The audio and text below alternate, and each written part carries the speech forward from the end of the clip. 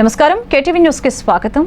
జగన్మోహన్ రెడ్డి రాష్ట్ర ప్రజల భూములు ఆస్తులు లాక్కుంటున్నారని నారా చంద్రబాబు నాయుడు అబద్ధపు ప్రచారం చేస్తూ ప్రజల్ని తప్పుదోవ పట్టిస్తున్నారని వేమూరు నియోజకవర్గ వైసీపీ ఎమ్మెల్యే అభ్యర్థి వరికోట అశోక్ బాబు తెలిపారు. కూచిపూడి గ్రామంలోని పార్టీ కార్యాలయం నందు ఆయన విలేకరులతో మాట్లాడారు. గతంలో చుక్కల భూములు పక్కన పెట్టేసి లబ్ధిదారులకు చుక్కలు చూపించింది వాస్తవం కాదా అని ఆయన ప్రశ్నించారు. జగన్మోహన్ రెడ్డి అధికారంలోకి వచ్చిన మొదటి సంవత్సరంలో ఒక సంతకంతో చుక్కల భూమి కలిగిన ప్రతి ఒక్కరూ మనశ్శాంతిగా నిద్రపోయే విధంగా చేశారని గుర్తు చేశారు. పేదలకు పెత్తందారులకు మధ్య జరుగుతున్న యుద్ధంలో జగనన్న తరపున వైఎస్ఆర్సీపీ నాయకులకు, కార్యకర్తలకు, అభిమానులకు, ముఖ్యంగా యువత, రైతులు సిద్ధం కావాలని అశోక్ బాబు పిలుపునిచ్చారు.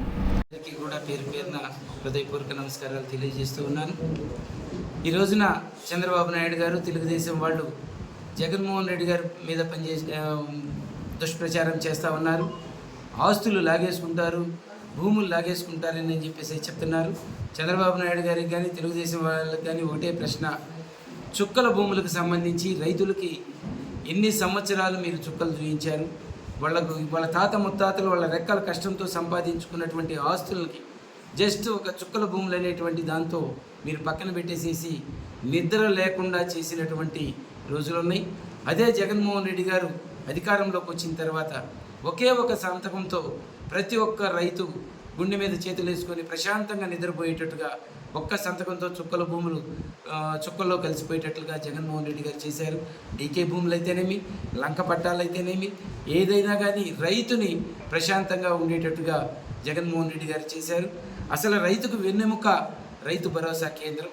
ఆ రైతు భరోసా కేంద్రాన్ని జగన్మోహన్ రెడ్డి గారు ప్రతి గ్రామం సచివాలయానికి ఒకళ్ళని ఇచ్చేసి అగ్రికల్చర్ ఆఫీసర్ని ఇచ్చి, అగ్రికల్చర్ అసిస్టెంట్ని ఇచ్చి వాళ్ళ ద్వారా మందులు కానీ, ఎరువులు కానీ, మంచి విత్తనాలు కానీ, అట్లనే పండిన పంటని తిరిగి కొనుగోలు చేసుకోవడం కానీ, మద్దతు ధర కానీ, ఇవన్నీ దగ్గరుండి అందుబాటులో ఉండి రైతుకి విత్తనం నాటగానే వాళ్ళు క్రాప్ బుకింగ్ చేసి పొరపాటున ఏదైనా జాతీయ విపత్తు వస్తే వాళ్ళకి ఇన్పుట్ సబ్సిడీ కానీ వాళ్ళకి వచ్చేటట్లుగా చేస్తున్నటువంటి ఈ యొక్క పాలనని వాళ్ళు దుర్మార్గంగా దుష్ప్రచారం చేస్తూ ఉన్నారు.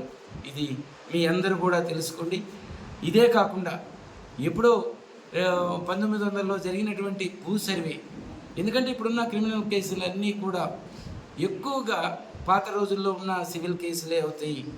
ఆ ఆస్తుల తగాదాలలో ఈ క్రిమినల్ కేసులుగా మారిపోయినటువంటి కేసులు ఈ రోజున జగన్మోహన్ రెడ్డి గారు భూ సర్వే పెట్టి ఎవరికి ఏదైతే ఉందో, హక్కుదారుడికి ఎవరికైతే ఏమైతే ఉందో ఆ భూ వివాదాలు లేకుండా జగన్మోహన్ రెడ్డి గారు చేస్తున్నారు.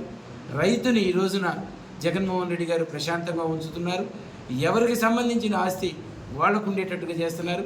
కొంతమంది పక్కనోళ్ళ ఆస్తులు దోచుకోవాలి అనేటువంటి మనసున్నటువంటి ఈ తెలుగుదేశం వాళ్ళు, ఎందుకంటే నేను చూసా గతంలో ఆన్లైన్ చేసినటువంటి ఈ తెలుగుదేశం హయాంలో పెన్షన్ రాకుండా చేయాలంటే ఒక 5 ఎకరాలు ఆన్లైన్లోకి ఎక్కిస్తారు. పెన్షను వాళ్ళ మనుషులకి రావాలి అని అంటే 10 ఎకరాలు ఆన్లైన్లో తప్పిస్తారు. వాళ్ళకి పెన్షన్లు ఇచ్చుకుంటారు, మళ్ళీ వాళ్ళ భూమి వాళ్ళకి వస్తుంది. బటన్ నొక్కి జగన్మోహన్ రెడ్డి గారి సంక్షేమ పథకాలు అందిస్తే తెలుగుదేశం వాళ్ళు బటన్ నొక్కి ఆస్తులు కాల్ చేసినటువంటి ఉన్నటువంటి రైతులకి వాళ్ళ పొలం వాళ్ళకి రాక ఆ పొలం వాళ్ళ ఆన్లైన్లో ఎక్కించుకోవాలంటే వేలు లక్షల డబ్బులు తీసుకున్నటువంటి చరిత్ర తెలుగుదేశం పార్టీకి ఉంది, ఆ ప్రభుత్వానికి ఉందని చెప్పేసి మీ అందరికీ తెలియజేస్తున్నా. జగన్మోహన్ రెడ్డి గారి పాలనలో ఎంత